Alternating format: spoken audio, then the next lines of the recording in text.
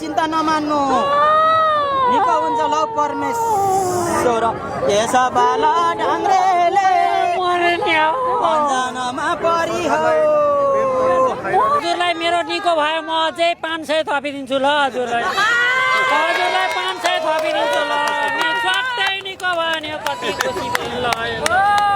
नमस्कार हजुर नमस्ते। म सुरेश ढुङ्गाना मोरङ जिल्लाबाट हाम्रो यो केही दिनदेखिको आन्दोलन हाम्रो यो राजधानी केन्द्रित आन्दोलन चलिरहेको छ। शिक्षकहरूको मूल मुद्दा भनेको नयाँ शिक्षा ऐन जारी होस् भन्ने हो। त्यसका लागि हामीले एउटा सरकारलाई यो सूचना पुगोस् भन्न हामीले एउटा म आफू चाहिँ सरकार बनिएर एउटा रोल प्ले गर्न खोजिरहेको छु। अब जस्तो कि आज 5औं दिन बित्यो सरकारले कान सुनेन भनेर तपाईँले सिटी बजाएर सडक तताइदिनु भयो। अझै कति दिन यस्तो सरकारले त सुनेकै छैन। हामीले जुन दिनसम्म सरकारले हाम्रा मुख्य मुद्दा यसको मतलब शिक्षा ऐन जारी गर्ने प्रतिबद्धता जाहेर गर्ने कुरा गर्न सक्दैन त्यो दिनसम्म हामी यो आन्दोलन निरन्तरता दिन्छौँ। नयाँ ऐन नलिकन फर्किनुहुन्न? हामी नयाँ ऐन नलिकन बिल्कुल नफर्किनेवाला छौँ। भन्नाले अहिले तपाईँ चाहिँ सरकार उहाँ चाहिँ धामी हुनुहुन्छ, तपाईँले चाहिँ सरकार र धामीको बिचको कनेक्सन देखाउँदै हुनुहुन्छ। एकदम म एकदम सरकार मलाई एकदम भित्रभित्रै पोलेको अवस्था छ, एकदम पीडा छ। पीडा भएपछि हामी पहिला त अब धामी भाटामा जान्छौँ, कहीँ उपचार हुन्छ कि भनेर हामी धामी भाटामा पुग्ने गर्छौँ।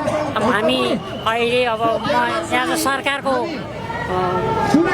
मान्छे भएर म अब अहिले धामिकामा जाँदैछु। मलाई एकदम भित्रभित्र पीडा छ, एकदमै गाह्रो भइरहेछ, जटिलता छ, कठिन भइरहेछ, सही नसक्नु पीडा छ, भित्रभित्रै पोलेको छ। हामी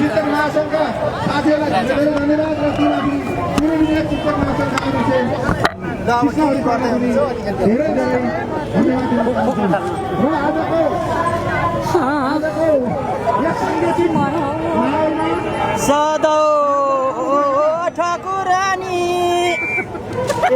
आकाश पातालका 33 कोटी सबैलाई जानेसम्म पुकार गर्छु लौ बाला ढाङ्ग्रे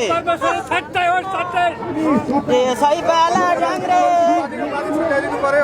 देशैभरि घुमी हिँड्दा ठाउँमा अनेकै खालका वचन दिएको लौ ठाकुरानी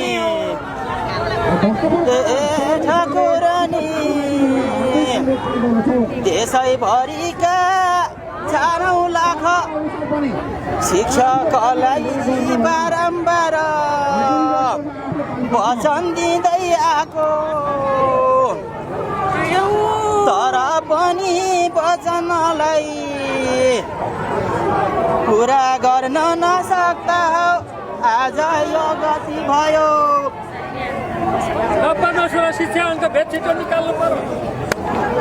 त्यो पुरा नभएको हो कि जस्तो लागिरहेछ, भित्रभित्रै पोलिरहेछ। यो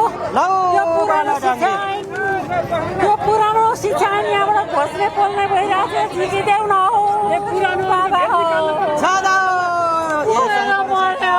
यो पुरानो शिक्षा ऐनले मर्यो। बाला ढाङ्ग्रे चिन्ता नमान्नु निको हुन्छ लौ परमेश्वर यसो बाला ढाङ्ग्रेले अन्जानमा परि हो यस्तो हुन गयो भुल भयो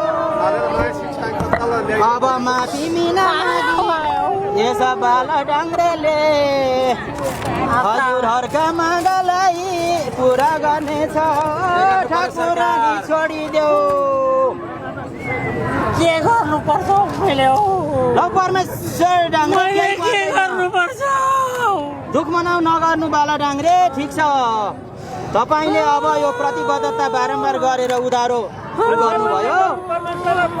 यसलाई एकदम सबैलाई चित्तबुझ्दो तरिकाले ऐन जारी गराइदिनुहोस्, सबै ठिक हुन्छ बाला ढाङ्ग्रे। लौ परमेश्वर त्यसो गर्दा पुरा हुन्छ भने म चाँडै गरिहाल्छु नि, चाँडै गरिहाल्छु। लौ बाला ढाङ्ग्रे चाँडै ठिक हुन्छ है, तपाईँ अन्यथा नलिनु। होइन त्यसो भने म चाँडै पुरा गर्छु नि बाबा। पाठा पूजा चाहिँ गर्नु पर्दैन पाठा परेवा पूजा गर्नुपर्छ भने पनि म गरिहाल्छु नि हौ सिंह दरबार घुमी हिँड्ने यसा बाला डाङ्ग्रेले हौ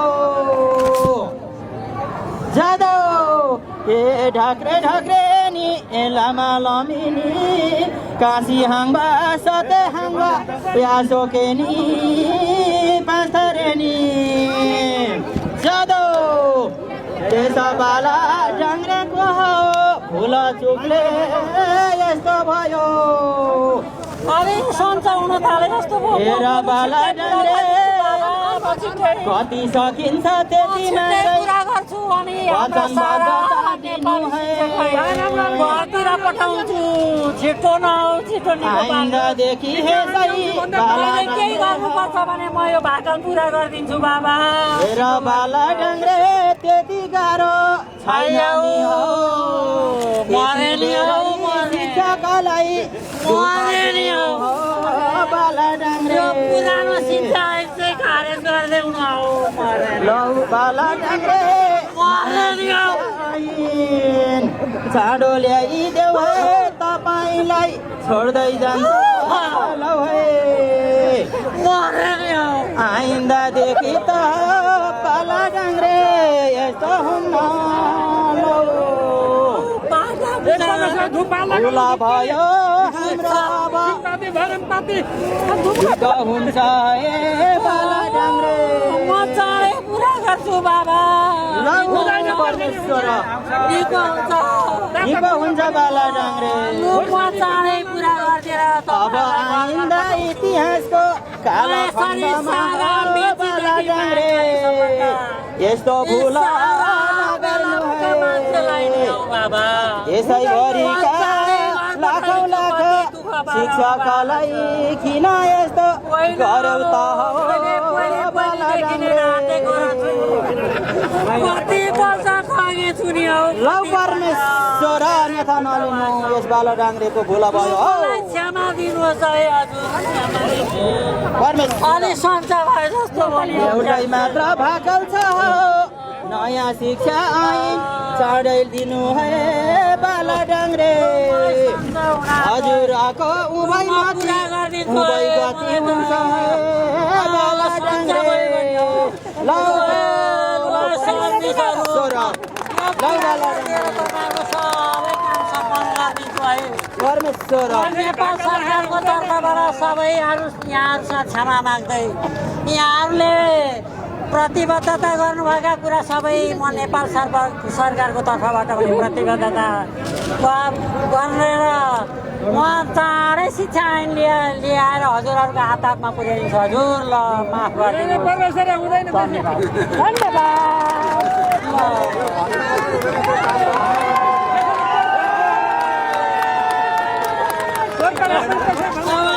अब चाहिँ हजुरलाई मेरो निको भयो म चाहिँ 500 थपिदिन्छु ल हजुरलाई 500 थपिदिन्छु ल स्वाटै निको भयो नि कति खुसी ल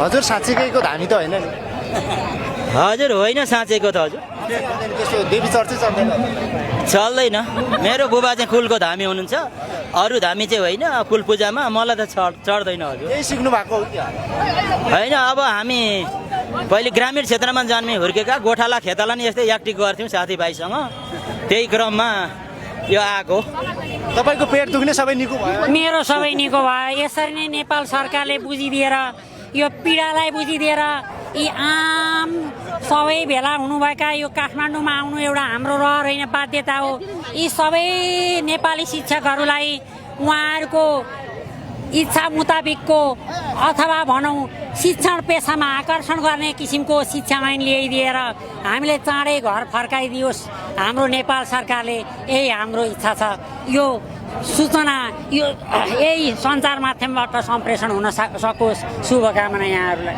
दक्षिणा राम्रै पाउनुभयो हजुर एकदम सन्तोषजनक छ हजुर सन्तोषजनक छ यतिकै यही तरिकाले सरकारले चाहिँ तपाईँहरूको जुन कुरा सुनाउनु पर्ने छ सुनाइ भइदिएको भए सजिलो हुन्थ्यो हजुर अवश्य नै हो